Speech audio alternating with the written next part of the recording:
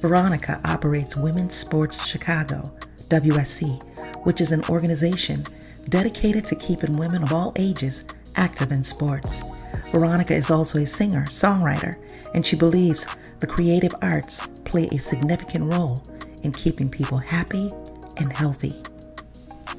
Eric Lees is a clinical social worker.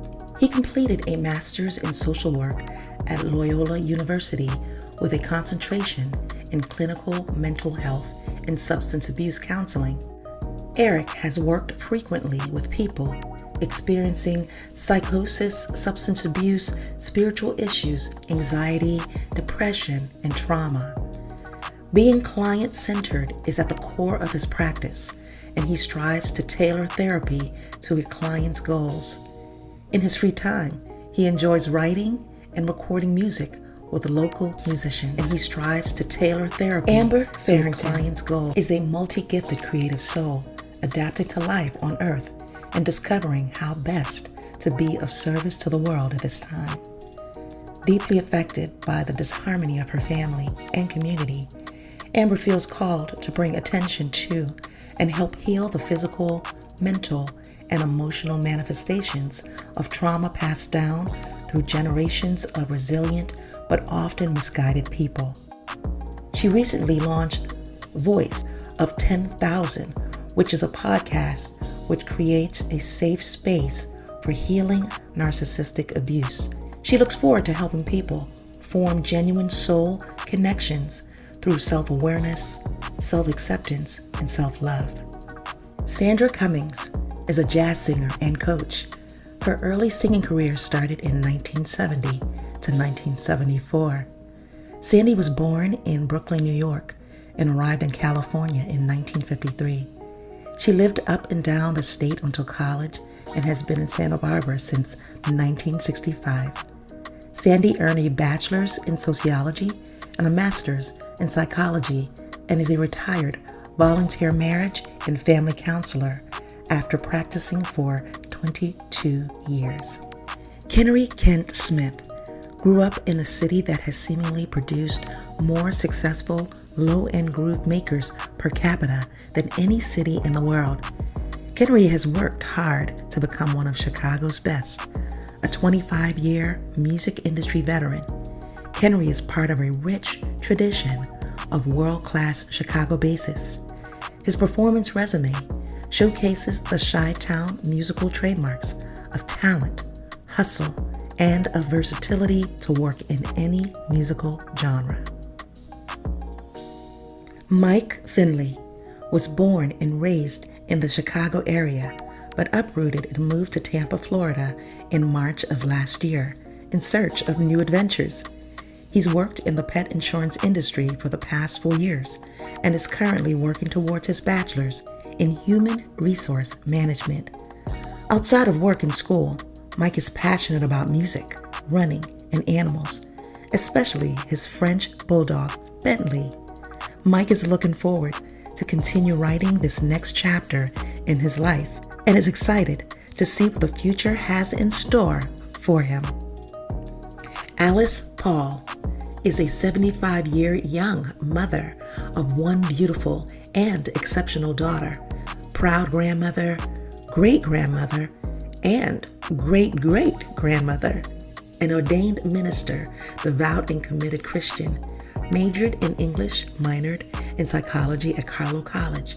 She enjoys singing jazz, painting, reading, traveling, acting, and writing poetry.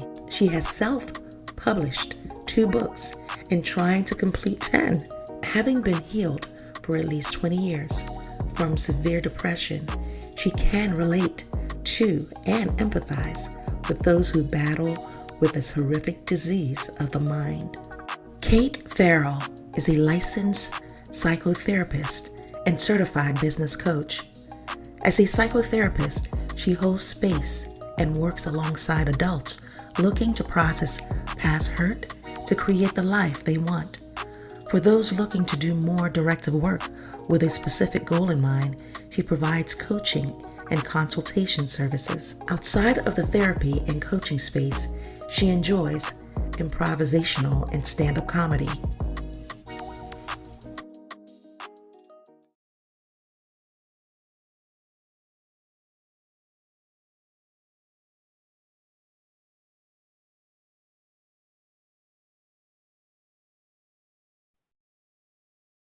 All right. Welcome, everybody. um, Hi. We're trying to get Allison. So while we wait for her to come in, I actually asked Kate. She does stand up and she's incredible. And unlike the last show that we did, it got a little dark and I didn't plan for it to go that way. And I just want to kind of set the tone and have her to share her amazing gift. So take it away, Kate. Okay, hi, can everybody hear me? Yep. All right, sweet. So CHAR asked me to write a bit about navigating through chaos. Thanks to my childhood, there's no shortage of material. I know this because I'm the masochist of all trades. I unconsciously chose to heal my mother wound through my work as a psychotherapist and my father wound as a comedian. The gang is all here. I've recreated some pretty painful dynamics in my relationships to repeat, remember, and work through it, as Freud says. If there were Yelp reviews for academic papers, mine would be 5 stars and read, "He's not wrong. Homeboy did a lot of cocaine, but he was very right about this. My ex-boyfriends and therapist will attest to my recreation of destructive patterns. I cannot apologize enough for the pain I have caused. I am so deeply sorry. Best of luck to everyone making your unconscious pain conscious. May you heal faster and hurt less people than I did." Still think you don't need therapy? Don't believe me? I totally get it. I thought the same thing. I thought the unconscious was out of sight, out of mind. And what is talking about my feelings going to do anyways? I'm fine. Okay, let's do an exercise. Take a moment and think about your parents' marriage. Just picture it in your mind. Okay, got that. Now reflect on your relationship with both parents. Using the equation relationship with parents equals childhood unconditional love, how are we doing? How many romantic partners have you dated that disappoint you in just the same way as your parents did? And you're trying to fix them or tolerate less than you deserve because really, you're fine. Or at the flip side, you find yourself acting just like them. When you're upset, you shut down, push away, people please, and let your true hopes and dreams on fire because obviously, once again, you are fine. Got it. Now, did you fix it? Is your emotionally unavailable ex now able to meet your needs? Have you stopped being dependent on your romantic partners for your happiness? I know, maybe this 5th alcoholic partner, you'll do a better job at fixing and you'll get the love you always needed as a child through fixing your boo. Besides, you watch HGTV religiously and you love a DIY project. Freud also said you can evaluate your life based on how well 3 areas are going: work, love, and play. So, okay, maybe love life needs a little bit of work. And of course you hate your work life. Everyone does. Happiness is for Gen X, Z, or Y, whatever letter we're on, they can have happiness, but like these older people, no thank you. What do you do for fun? Fun is a luxury. Everyone makes it miserable. Obviously, not all of us can have a fulfilled life aligned with our authentic selves. Okay, Kate? Does the fantasy of your life live up to the life you're living? If the answer is no, it's time to go to therapy. The point of life isn't to suffer. So if that's how it's been, and that's all you think it can be, just know that there's some unconscious stuff at play. It needs to come to the surface in a safe place, get transferred onto a trained professional who can work with you to understand where developmental arrests might be holding you back from the love you truly deserve. We all saw Good Will Hunting. We know our parents' reactions to us aren't about us, and we just want Robin Williams to hug us and tell us it wasn't our fault. We want to be Matt Damon accepting an Oscar because we turned our pain into an Academy Award-winning film. Is that so much to ask? We want to have a successful career just like he did, with the exception of We Bought a Zoo, which was just off the mark. Marry that cute bartender, have some kids, and create a beautiful life story, sans scandal. Still skeptical about this therapy process. Again, I totally get it. Ben Affleck also won an Oscar for Good Will Hunting. Did Robin Williams battle it out in therapy with him? No. Did the little boy inside him get to protest and treatment? Did he have someone telling him, his little self, like, hey, this wasn't your fault? Also no. Did he get to process how his dad transferred his own unhealed pain vis-a-vis alcoholism and corporal punishment, because that's how his old man was responding to his anger, because that's how he was treated as a child? No. Did Robin Williams hug Ben Affleck in Good Will Hunting? No, he did not. Chucky Sullivan, aka Ben Affleck, stayed behind in film and in life.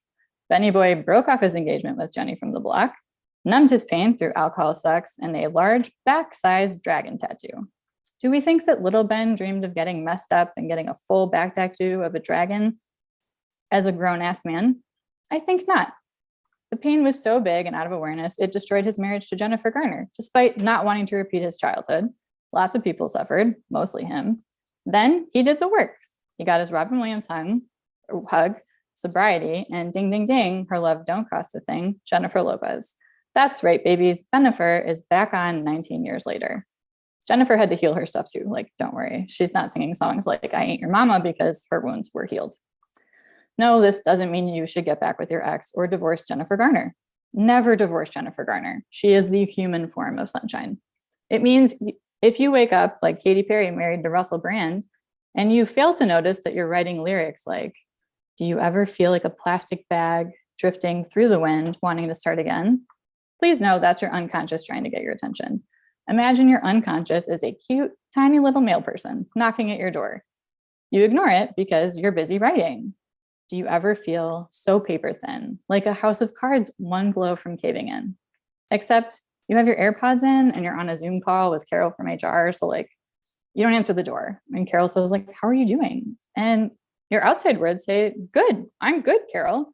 And your cute little male person, which knocked on the door, has been polite and is patiently waiting outside with a pie as a gesture alongside the message of how you really feel that reads, do you ever feel already buried deep, 6 feet under, screams, and no one seems to hear a thing?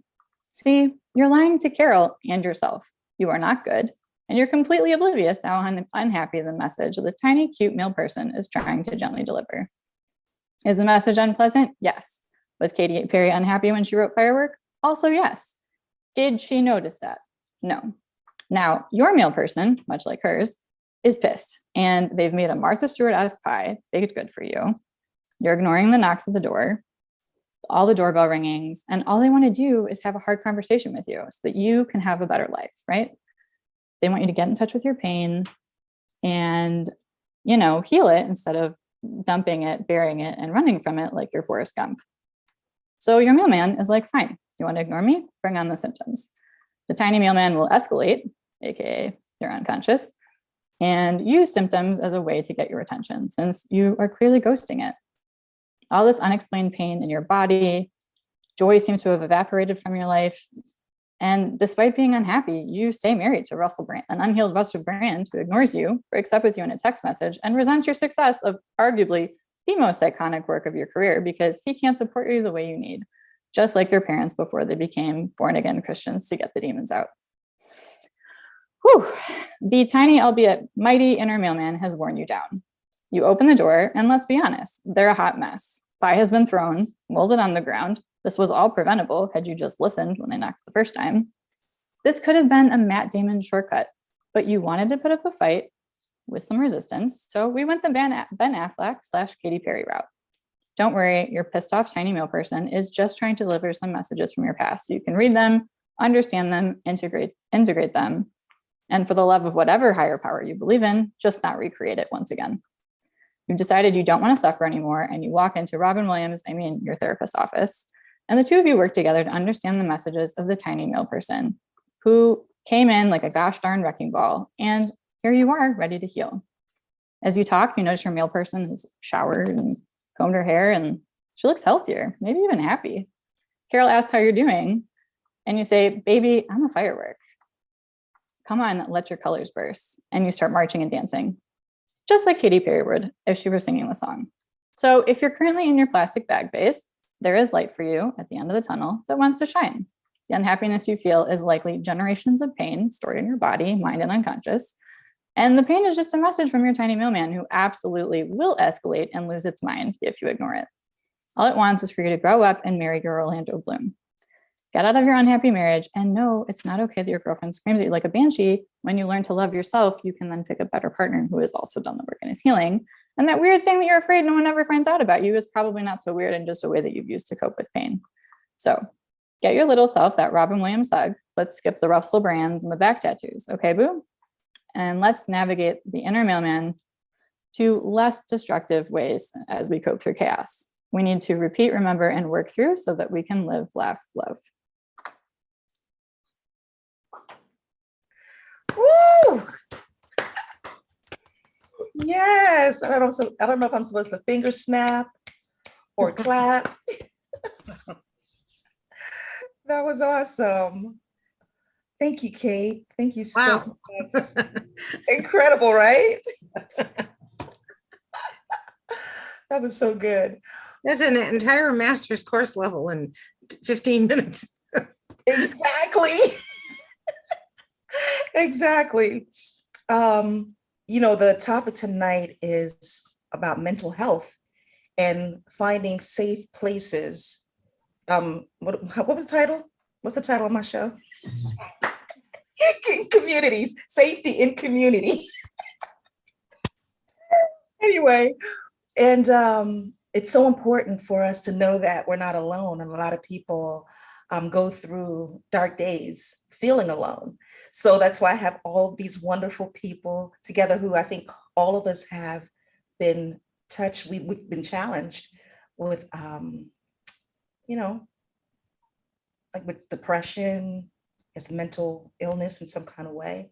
And we've all been on a path to become healthy. So we got to lead the way for others. So there was a lady that was supposed to be here, Alice. She's having trouble logging in from the last show that we did on mental health. She wrote me right after and told me how much it really moved her. And she went to share her story. She's like 75 years old or years young. And she's been challenged with mental illness for quite a while and tried to take her life numerous times. I wanted her to tell her story, but finding ways to get through it is kind of what I want to focus on today. So if anybody wants to get it started, tell us how you navigate through those dark days. Take it away. Anybody jump in. Don't be shy. Yeah. Sure, we'll just unzip right here. I could say a little bit about just a journey that I started 33 years ago. I had sort of a nervous breakdown. I didn't know that's what it was. My depression had a depression, and I didn't crazy raising kids and chaos and all of the things you alluded to, Kate. From my history, my baggage had baggage. My depression had depression, and I was getting no place. So one day I decided I needed help, not because I was sick or anything, but because everybody else needed to understand how they needed to treat me. And so I went to therapy with the idea that somebody would tell me to leave my husband, only to find that he was just a regular guy that put his pants on one leg at a time, and that I needed to learn how to accept him where he was or walk away on my own terms. And I decided to stay. I decided to work through therapy. It was a long road. I've never been sorry. It is what led me to go to school. It is what led me to understand. It's what brought me here, actually. It's one of the reasons I'm in this room. And if you can hang in, as long as you lived your life, therapy is never as long. It's somebody who's competent at getting you to look at yourself, can cut through the mustard fairly quickly. In my case, it took 9 years before I was reasonably healthy, but it was at that point, I was not even at a fourth of my life.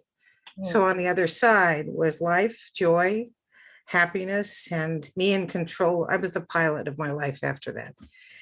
So anybody else? That's awesome. Powerful story. And I mean, I'm just so happy that you pressed through it, because we wouldn't be blessed like we've been. Just having you, meeting you has been such an amazing blessing for me personally, I can say. She's muted.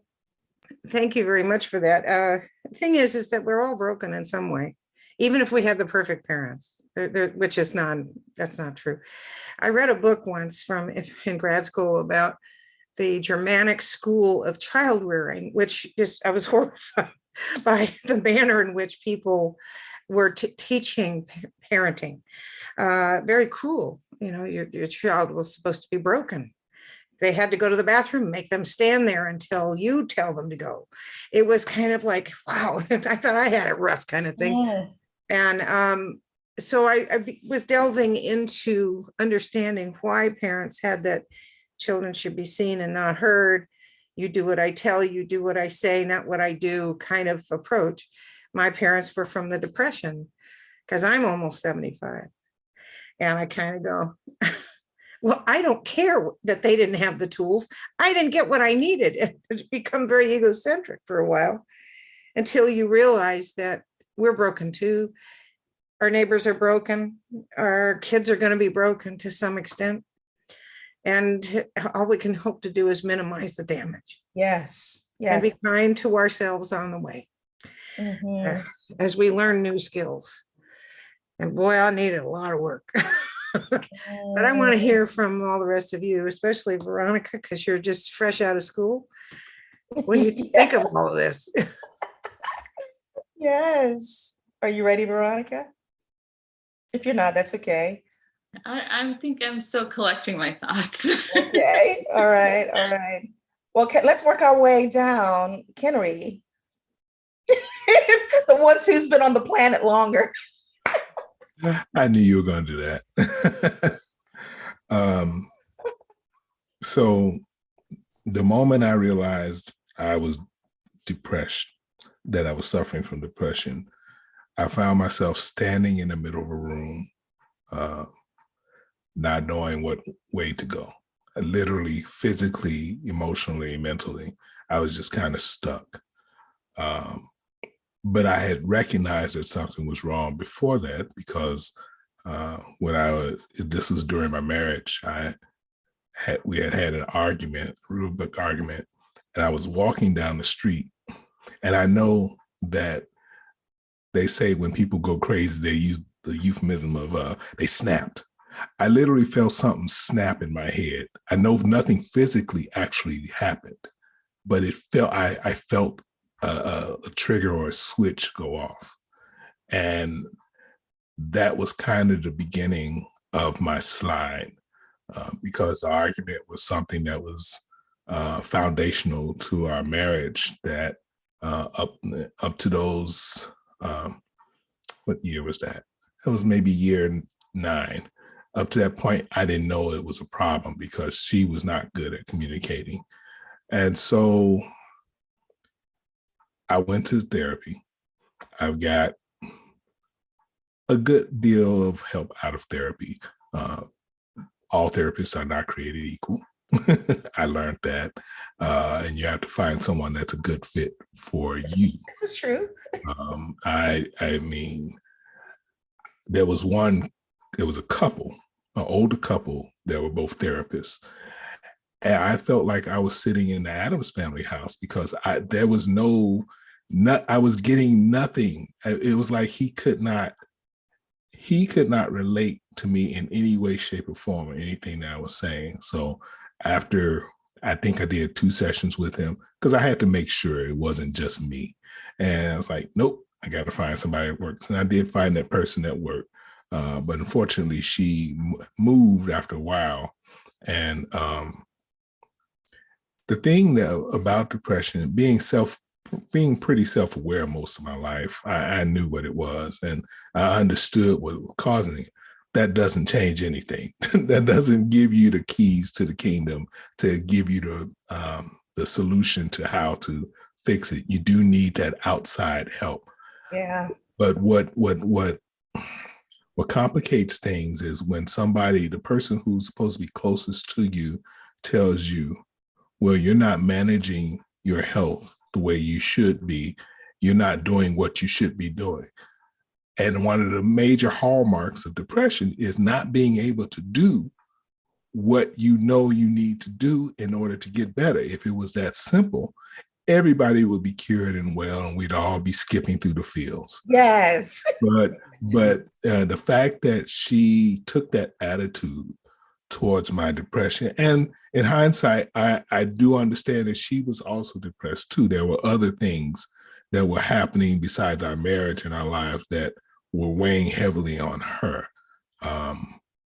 But like you said, Sean, we're all broken. I mean, we're all broken. So if we recognize it and then we understand that it's not necessarily them, the other person or the situation, and we work through it individually and together, then, it's something that you don't have to end a marriage on, or unless there's, other mitigating circumstances, abuse, things like that.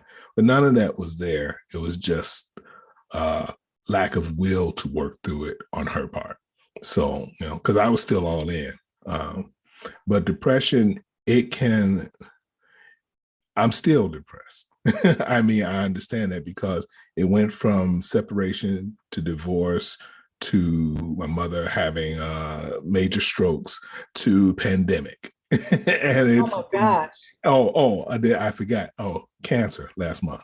Oh, So it's been pretty nonstop for me, but I thank God for my faith and for friends, and I'm still looking for a good therapist right now.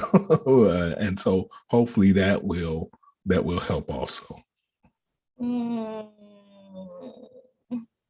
Kittery, Yeah. that's a lot.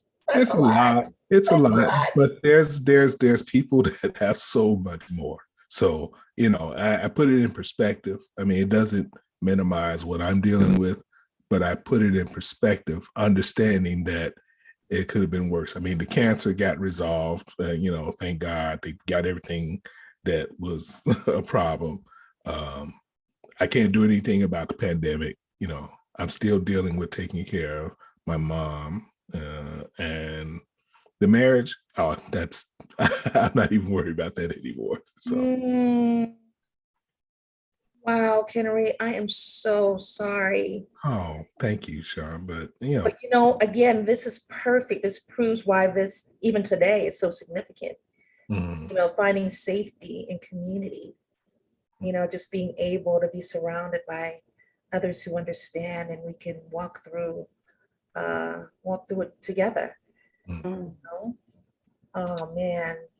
All right. Well, you look great. What is it what carries you through? Let me ask you that. What are you doing?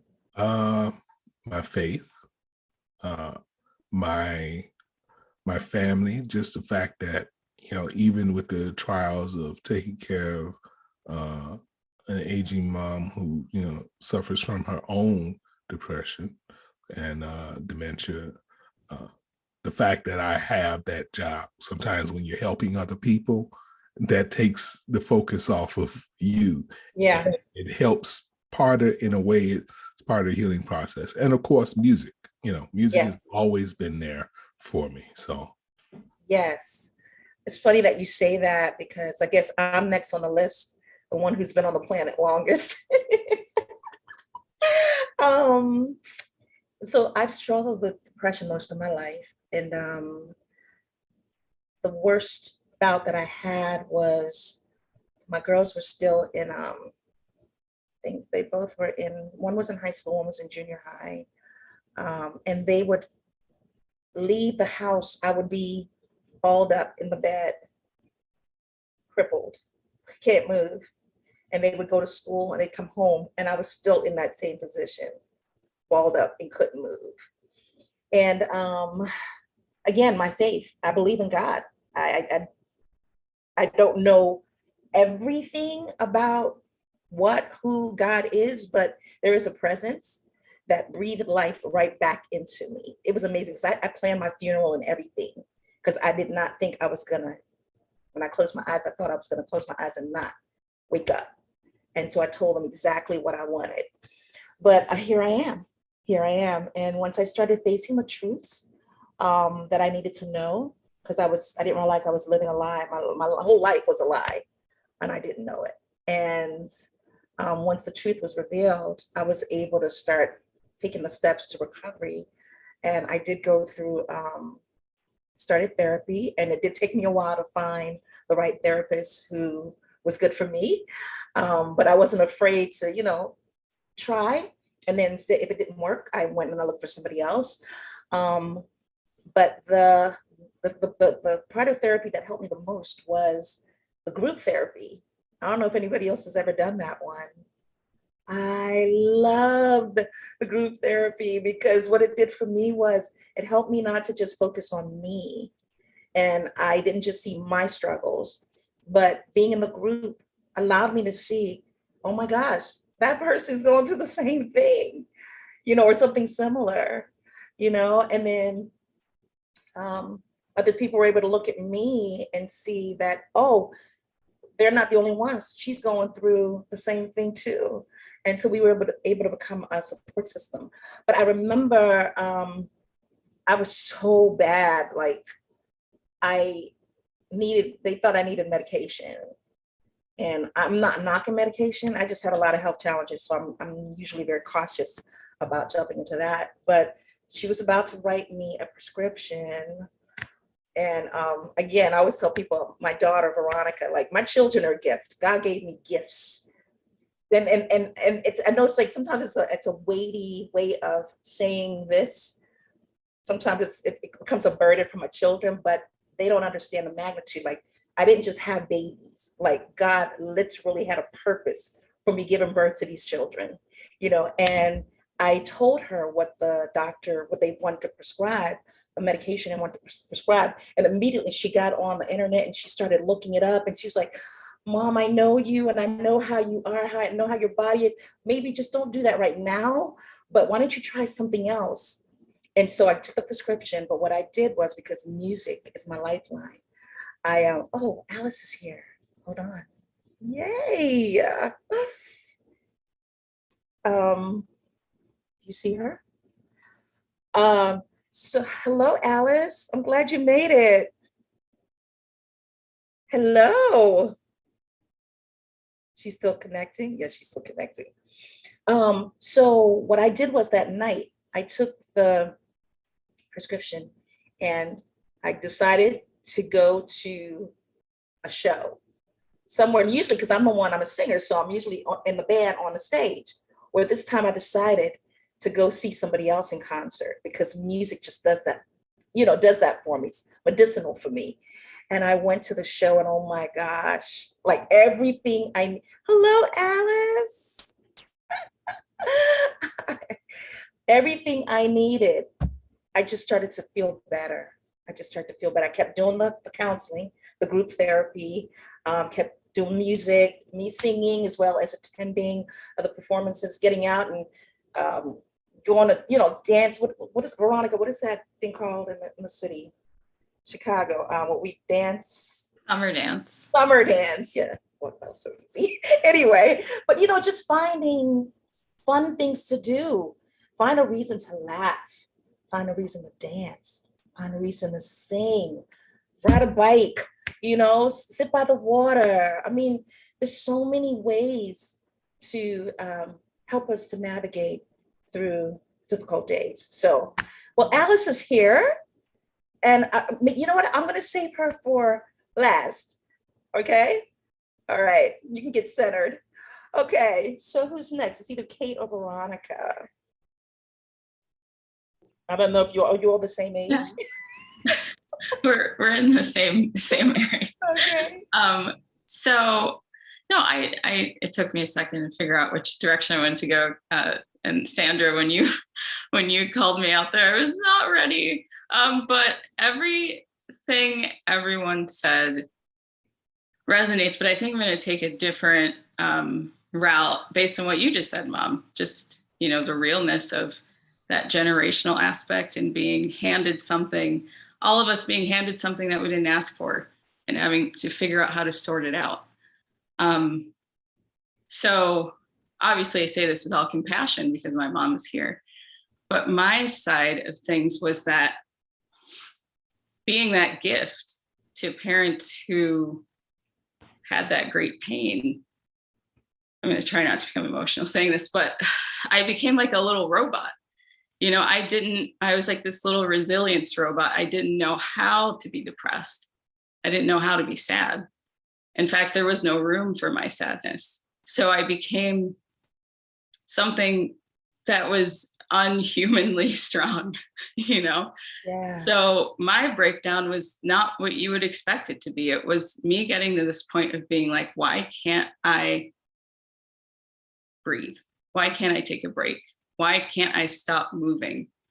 Because most people would see it as, wow, she's doing so much, she's accomplishing so much, she's doing so well. But I was really just like, how can I keep going so I don't fall apart? Because I'm not allowed to. So that was for me when I realized I needed balance, not just balance, but I needed to feel. My way through was to break down, to feel. And I'm still at that point now of realizing there's still a lot that I didn't get to feel, and it's all locked up in there. So especially now going into this field, learning from my clients about this as well, is like, as I guide them through their emotional process, I'm like, wow, I don't think I've even done this myself. So it's, that constant learning process. And sometimes it's the reverse, the resilience, the high functioning side of it can also be a type of breakdown. Hopefully that makes sense, but That makes a lot of sense. That makes a lot of sense. That's I just add this real quick. That's interesting. That goes back to that the article or the post that I sent you, CHAR, about the high functioning depression. And I know that's me. It has to be. That's the only way that I can go through. And I think most of us, are under that designation.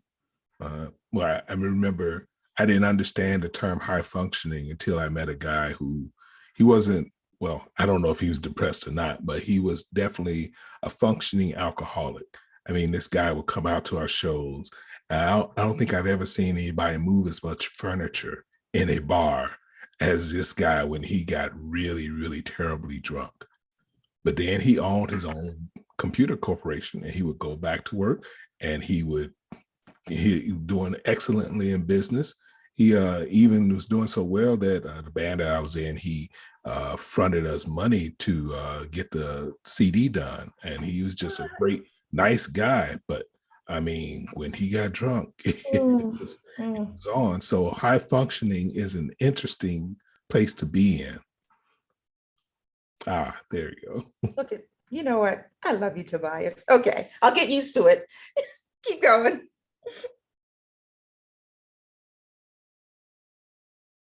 Kenry, do you want to read that? Or you good? Who, me? Oh, what is high Up for functioning you. depression? Many mental illnesses are severe enough to impair a person's ability to function. In fact, for many mental health conditions, significant impairment is a diagnostic criterion. Impairment means that a person does not fully function in one or more areas of life. This may mean not being able to hold down a job, not being able to perform well academically, avoiding social activities, or being unable to manage healthy relationships, among many other potential areas of dysfunction. In some cases, a mental illness may be less severe, and although a person experiences symptoms, they are still able to function normally or almost normally most of the time. This is referred to as high functioning personal or mental illness. It's important to remember that high functioning is not the same as fully functioning. With this type of depression, there's still some impairment. When someone is able to function but still experiences significant symptoms of depression, it is called persistent depressive disorder. Previously, this mental illness was called dysthymia and is sometimes still referred to by that term. Wow. Whew, thanks. I think that just gave voice to some people who feel it. When you feel stuck, when the depression weighs you down so much and you want to move and you're like, why can't I move? What's going on? It all makes sense. There's something wrong, but there's nothing wrong with you. Does that make sense? There's something wrong, but there's nothing wrong with you. Like, 'cause I'm a very hardworking person. I'm very driven. But when it got to that place where I was immobile, I was crippled. I could not move no matter how much I tried. It's like walking through a mud puddle or a mud slog or bog, and you have no way to see, no way to move. You're trapped and you can't see a way out. It's like drowning. I remember the image I had of my therapist one day early on, and me trying to figure out if I could trust somebody. And it was as if she was standing over me, and I'm down in a puddle of black water and I'm going under for the third time. And that's what it felt like. And I remember she refused to pull me out, but she offered her hand and left it to me to grab her hand, metaphorically, to pull myself out. And that was the exact thing that I needed. It was the exact structure that helped me find a way back to myself.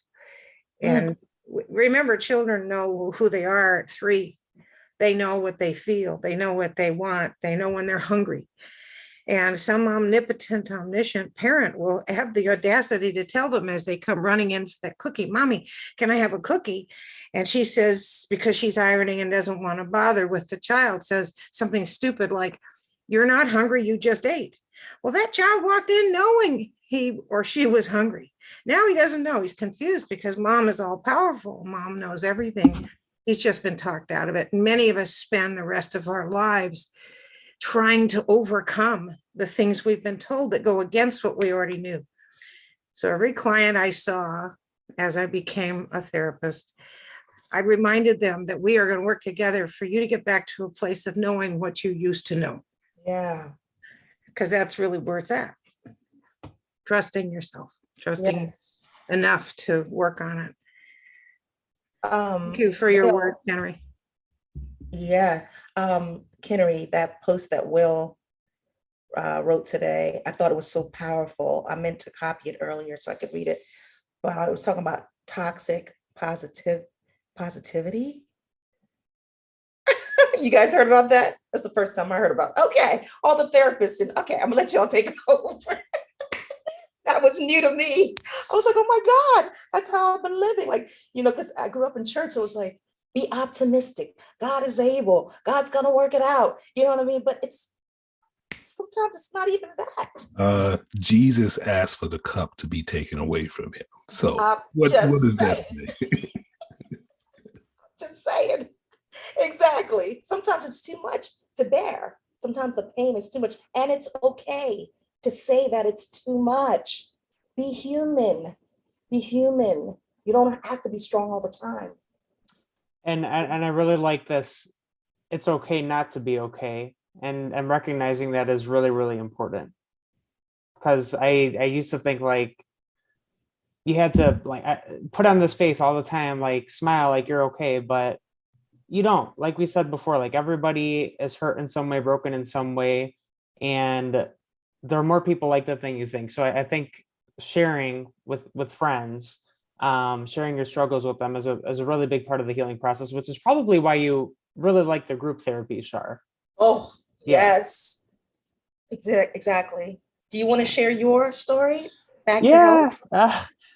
There's so much of it, but just brief synopsis. Like looking back, I know I had always had, well, I guess since probably about second grade is when I noticed there was something different about me. And looking back, like I know that was a chemical imbalance in my brain. And so school was a struggle.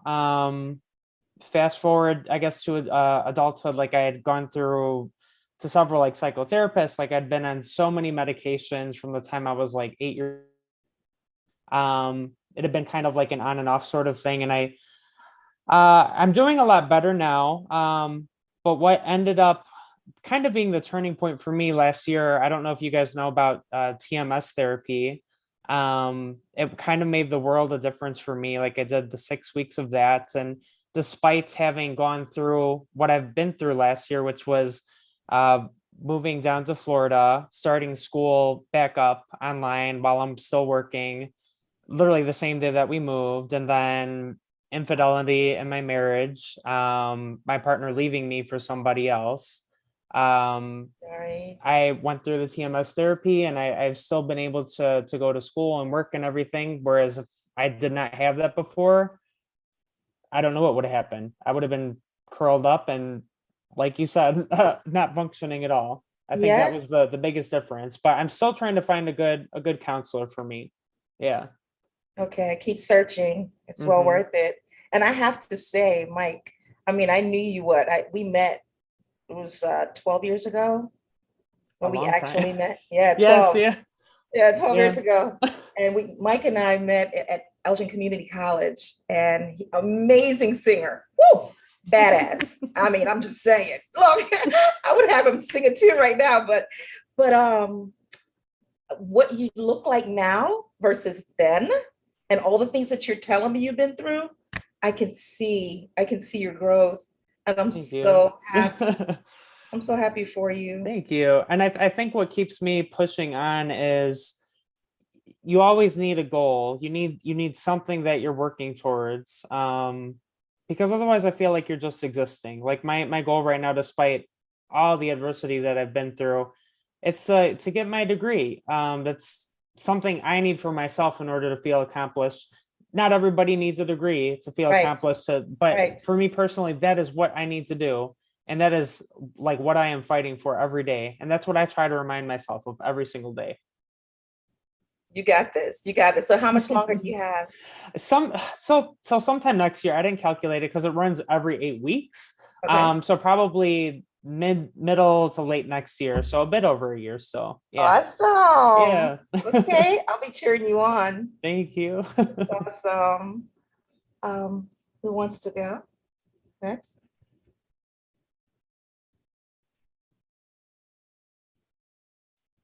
Nobody? Well, if Alice, if you're ready to share, please do. You're not mute. You're muted. We can't hear you. Tobias, is it something she has to do? Okay. All right. Okay, now? Yes. Yes. Okay.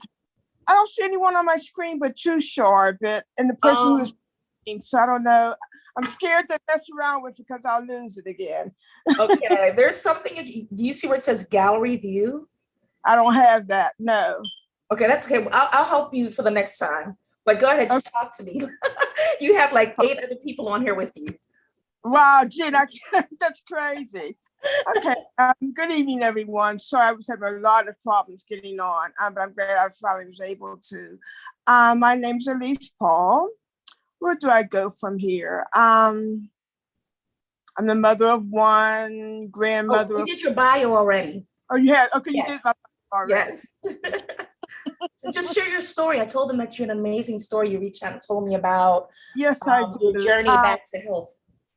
I fought depression for a number of years, probably up until I was 50. There were a couple suicidal attempts. Mental illness runs rapidly in my family, so I'm persuaded that it is genetic. Depression and mental illness is genetic. Very high functional, super intelligent people in my family, been dealing with all kinds of. My brother committed suicide when he was around 20. There's a lot of anxiety, fear, worry, anger, unforgiveness. By me being very spiritual, I believe that is the key to linking, of course, to that which is spiritual, to I call my father, my Abba Father. I never went to a psychiatrist per se. I just think I was healed spiritually. I refused to be unhappy and depressed for the rest of my life. So determination, I will not continue doing this. All right. Not to say that it's that easy. I know it's not. I even know that there's such a thing as chemical depression, one of my family members are dealing with. But for me, it was just determining I cannot continue living like this. I shall be content with living, waking up to see a new day. I believe that how should I say this? Therapy is very important for most people. Growing up in the church, being an ordained minister, being very religious.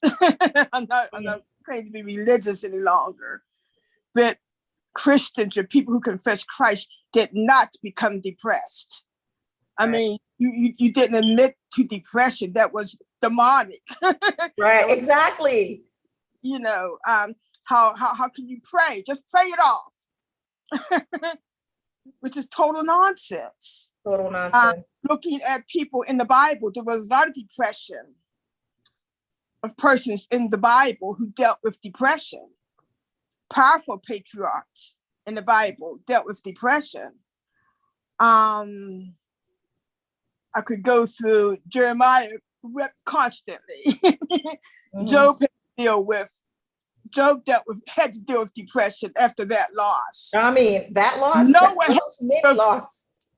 Noah had to do depression, people mocking him and teasing him all the time. He built his ark and people laughing at him and calling him crazy. He telling rain's going to come and they're saying that's ridiculous. There's always been a mist in the air. When you talk about this water's going to flood the earth, he had to deal with depression.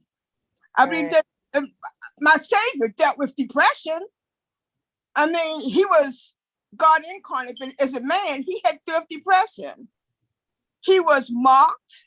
He was lied on. He was people loved him when he was doing great things, and yet he dealt with things. He got angry. He said all the things that we deal with, he also dealt with. That's in the word. Like someone mentioned, even at the garden, he said, if this cup, can pass from me, nevertheless, thy will be done. So he had to be dealing with some things even at that time. When Peter denied him. I could think of countless things that my very Savior had to deal with. Right. I could go on and on, but this is not a sermon. Right. It's living in the flesh. We're humans. Exactly. So very much. Yeah, So. we're human and we hurt. Exactly. You had us bleed. And just being, not isolating yourself because it's a feeling you don't want to feel. No, it definitely. We need to go through it. Of course. But it's not something that you can it's not such a simple just repressing something. Right. You have to confess it. You have to deal with it. You have to be candid and transparent enough to even talk over it with someone. Mm-hmm. I believe that music is very therapeutic. Yeah. Surround yourself with music. Yes. There's studies where music is it's very cathartic and soothing, and it takes away any type of, not necessarily not the loud walk, of course, and the rap and all that, but just any genre of music, except blues too, of course. Anything that's not going to cause you to spiral. Exactly. Yes. Well, we're pretty close to the 8:00 hour. We have, I don't know if Kate wanted to add to anything that she did in the opening, but Eric and Amber, I just want to give you an opportunity before we ended the live stream. We're planning to stick around for a little bit longer after, if anybody wants to stay. You don't have to. But you guys want to say anything before? Amber, Thanks, you can Alan. go. Ali, how do you pronounce your The name? theme of music has come up Elise? at least 7 times. How many of you here have found music to be healing to you? Okay. So we have one community that's one major common thread. I myself started out singing as a young woman and nobody wanted me to do it. I married a man who said, you're not doing that. So I gave it up for family. I thought I had to give it up. And I did until he died. And I was 50 then, and I went back. And music, along with the therapy, actually changed the course of my life. It's the one thing that cleanses me. I don't do church, so I feel things through the lyrics of people wiser than myself. Yeah. And they seem to be able to touch on things that I can't get to myself. So I will cry through singing sometimes. It's not always fun, but it's a willingness to be vulnerable. I came from a place of not being able to laugh or cry to a place of realizing that the quality of my life improved in direct proportion to my willingness to be vulnerable. And if I could expose the real me, then people could see her, not this shell of a person that I had put up as a defensive mechanism. And that's how you navigate, is to get down to that core. But I'll tell you, that's a bitch. It is a bitch to get there. Look, And yeah. I am so impressed with all of you folks being able to open up in this very unknowing environment. I mean, how well can we know each other across the screen? Mm, But I think we have great intent. You know, yes. understand the intent. Well, Yeah. But thank you. what, Real Sandra, quick, Kennery, I'm so sorry. go ahead. I'm sorry. I think we cut Eric off. I think Eric wants to say something, Absolutely. but I was telling Amber she Kennery, could go don't forget. first. That's all I was trying to say. If you want to. Okay, if she wants. Okay, we'll let Kennery say what he's going to say. Go ahead. Amber, you are so funny. No, I was just going to say, as far as vulnerability, that has never been my problem. I'm not afraid of, you can't do anything worse than what I can do to myself. So I've never been worried about being vulnerable. As a matter of fact, you know, I'm all for it, because I need you to know exactly who I am and where I'm coming from. I think that's probably a problem that other people sometimes have had with me. It's not like I throw up over everybody that I meet or I'm close with, but you know exactly who I am from the get-go. So, Yeah. and that's one of the things that has helped me keep my sanity, because I'm not trying to present a false face. Yes. This is it. Exactly. Okay, well, before we end the live, there's this book. I don't know if you'll remember Megan Hubrex. Mike, do you remember her? She's from ECC. Megan Did you ever meet her? Hubrex? Yeah. I don't think so. Okay, I'm trying to think if you were in a class with us, but she wrote a book, and she struggled with depression and I guess suicide and all that. Pretty powerful. I had to stop. But I'm just going to read this. She said, my story. Okay, let's see. Are you good?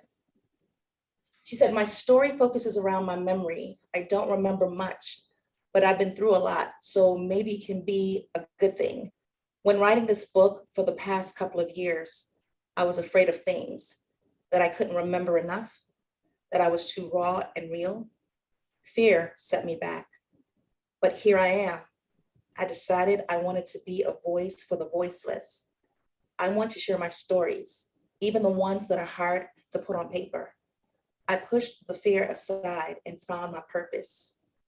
I could have let my mental illness end me early on in my life. I could have not seen the sun peeking out of the clouds on a warm day. But I'm here to tell you, I'm the one who stayed. Wow, Isn't that powerful? it is very much so. I'm the one who stayed. Eight. Yes. Yes. Whew. Let me see. I know we have to wrap this up, Tobias.